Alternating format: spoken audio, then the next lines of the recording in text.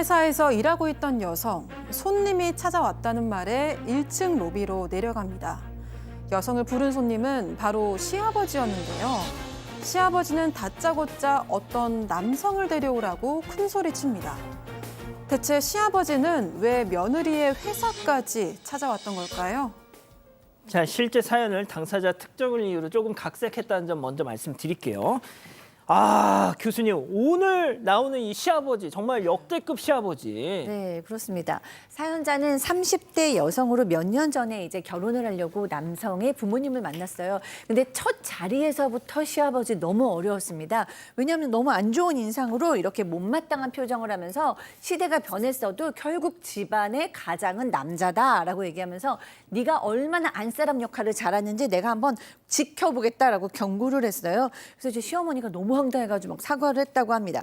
그런데 이 시아버지의 언행 결혼식 날에도 문제가 됐습니다. 왜냐하면 결혼식 날 너무 며느리가 예쁠 텐데 자기 지인한테 며느리 외모를 흉보다가 아이고. 딱 사돈한테 걸린 거야. 우리 아들이 며느리 외모보다 훨씬 낫다. 막 이런 식으로 얘기를 한 거예요. 그럼에도 불구하고 어쨌든 결혼식해서 이 아들하고 이 며느리는 잘 지금 살았어요. 저 뒤에 얼굴 빨간 분이 사돈이죠. 그렇죠. 예, 친정아버지시겠죠. 딱 걸린 거예요. 아니, 내 얼마나 딸내미 이게 외모를 시아버지라는 사람 욕을 하네 막. 그런 일은 진짜 없잖아요. 그러니까요. 네, 그런 거예요. 그러고도 이제 그럼에도 불구하고 두 부부는 잘 살았는데 혼인 신고를 이제 두 부부가 사이좋게 딱 했어요. 근데 그것을 안 시아버지 혼인 신고를 왜 니네 맘대로 하냐라고 얘기하면서 그럼 누구 맘대로예요? 손자를 낳아줘야 내가 허락을 해준 다음에 혼인 신고를 하는 거지? 그리고 막 신경질을 내셨다고 합니다. 아니, 며느리 사랑은 시아버지라는데 아니 왜 이래요, 이 양반은? 이거 말고도 좀 여러 일들이 있었는데요. 하루는 남편이 교통사고를 당해가지고 입원을 한 거예요. 그래서 이 여성이 좀 휴가를 내고 이 남편의 그 병 간호에만 전념을 했습니다. 이 시부모님도 당연히 급하게 좀 왔는데 시어머니가 아주 얼굴 헬쓱해진 것 같다고 밥은 먹었냐고 물어보신 거예요. 근데 여성은 좀 걱정하실까 봐 씩씩한 척을 하고 밥 잘 챙겨 먹고 있다고 대답을 했습니다. 근데 그러자 시아버지가 남편은 아파서 다 죽어가는데 밥이 넘어가냐 이렇게 빈정대면서 이야기를 하시는 거예요. 아니, 세상에 병간호하고 있는 며느리한테. 네, 그래도 참고 넘겼다고 합니다. 근데 이후에 남편의 입원 기간이 길어지면서 여성이 회사에 복귀를 해야 돼가지고 간병인을 불렀는데 그래도 오전에 5시간 정도가 비었다고 합니다. 그래서 시어머니한테 연락을 해가지고 오전에만 좀 남편을 봐달라고 부탁을 드렸는데 그렇죠. 시아버지가 갑자기 그 시어머니의 전화기를 뺐더니 어디 시부모를 불어먹냐 이렇게 단칼에 거절을 한 거예요. 속상했지만 이 남편이 알면 더 상처받을까 봐 말도 못했다고 합니다. 아니, 사연자의 남편이기도 하지만 자기 아들이기도 하잖아. 그거 간호 좀 못 해줘? 나중에 이제 이거를 시누이를 통해서 좀 알게 됩니다. 이유를. 시누이가 이제 동생인가 봐요. 언니 참 힘들죠. 다 안다. 엄마하고 내가 너무 고생했다라고 하는데 어떤 얘기를 하냐면 이 아버지, 시아버지가 예. 동네에서 싸움꾼이었던 것 같아요. 한 30년간 막 싸움하고 돌아다니니까 같이 산 아파트에서 인사하는 사람, 친한 사람 아무도 없고요. 중요한 거는 워낙 상인들하고도 막 싸우고 막 소리 지르고 이러니까 머리 깎으러 갈 때도 그 동네 이발소를 못 갑니다. 옆 동네 이발소까지 가서 이발을 해야 될 정도로. 그래서 사실은 이 시아버지가 이 엄마하고 뭐 못 잡아서 안달이고 이 시누이는 아빠가 싫어서 일찍 결혼을 하고 집을 나왔다고 합니다. 충격적인 얘기를 좀 해요. 이런 말하기 좀 그런데 언니 차라리 애 없을 때 이혼하는 게 낫다라는 얘기까지 쌀벌한 얘기까지 남기고 떠났다고 합니다. 세상에, 시누이가 언니 어지간하면 애 낳기 전에 빨리 이혼해. 팀장님, 이건 너무 이거 정말 대박인데요, 이거. 그렇습니다. 황당하긴 한데요. 이 며느리 같은 경우에는 1년에 두세 번 정도 명절 때마다 시가에 찾아봤는데 그때마다 시아버지가 미워했지만은 아마 시어머니가 잘 방어를 해 주셔가지고 잘 참고 넘어있었는데 그런데 최근에 그 회사 인근 식당에서 동료들이랑 점심을 맛있게 먹고 있는데 창문 밖에서 시아버지 같은 분이 딱 발견이 된 거예요. 그래서 하고 나가서 찾아봤더니 시아버지가 없어요. 그래서 본인 생각에는 내가 시아버지를 잘못 봤나 싶어서 그냥 들어왔는데 근데 다음 날 말입니다. 며칠 뒤에 이 시아버지가 며느리 회사에 찾아왔습니다. 와서 하는 말이 뭐라겠냐면 내가 화가 나서 못 참겠다. 어디서 바람을 피고 다니냐라면서 그때 밥 같이 먹은 남자를 당장 데려오라면서 소리소리 고래를 질렀다고 합니다. 그러니까 여성과 아마 남성 동료가 밥 먹는 걸 보고 아마 불륜을 하고 있다고 제멋대로 생각을 했던 것입니다. 급기야 시아버지를 뭐라고 했냐면은 너네 둘을 이혼시키고 우리 아들 세장가를 보내겠다라면서 이 며느리한테 으름장을 놓았다고 합니다. 아니 아들도 가만히 있는데 왜 시아버지가 이래? 어? 그러니까 제 시아버지가 너무 심각한 거죠. 그래서 여성이 참다 안 되겠다. 그래서 남편한테 이 모든 걸 다 얘기합니다. 왜냐하면 바람 폈다고 막 그러니까. 그렇죠. 남편이 깜짝 놀라면서 너한테 이 정도로 했을지 몰랐다. 그러고 이제 아내를 데리고 시가로 바로 갑니다.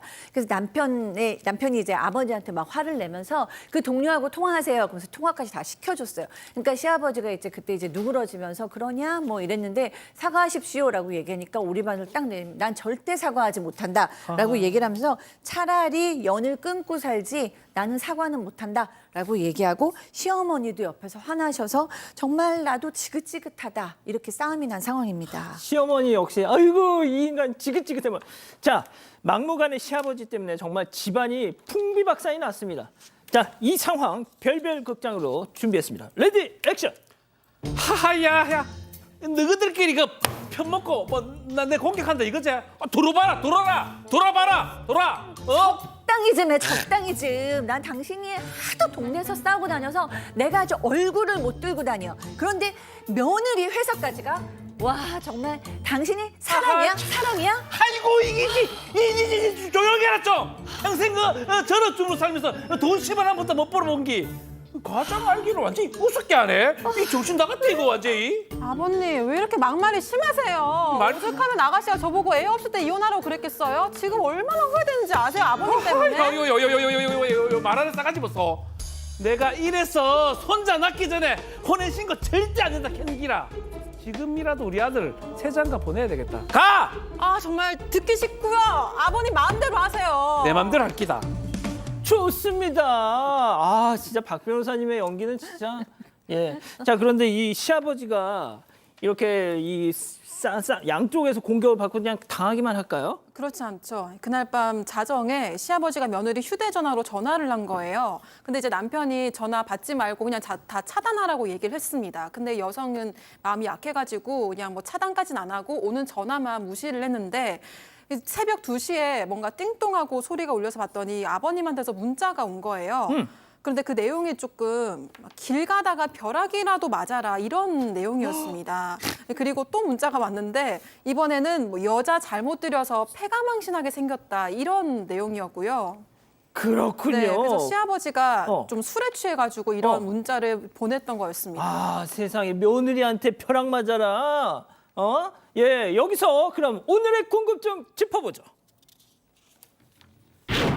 야, 이 시아버지의 돈 없는 막말에 집안 분란 언제까지 이렇게 살아야 되니 팀장님? 예? 그렇습니다. 제가 보기에는 이 시어머니 같은 경우에도 황혼 이혼을 준비하든지 예. 아니면 요즘 조론이라고 하시죠. 예. 조론도 안 되면은 아마 그 심리치료를 받아야 되는데 아까 제가 박 교수님하고 상의를 했습니다. 이분 제가 볼 때는 박 교수님한테 오셔가지고 심리치료를 받아야만 되지 심리치료를 안 받겠다고 계속 거부하면 그냥 조론이나 황혼 이혼 하세요. 교수님. 아, 네. 저는 이 문제 좀 냉정하게 가정폭력의 문제로 보입니다. 이 사람 동네에서 싸우고 다녔고 또 시누이가 가출해서 뭐 평생을 이렇게 성인 돼서는 돌아다닐 정도가 됐고 동생에게 가서 이제 이혼해라라고 얘기할 정도면 얼마나 그 충격이 심했으면 그랬을까요? 거기에 며느리에게 폭언 문자 보내고 없는 또 바람도 폈다고 이렇게 모함까지 하잖아요.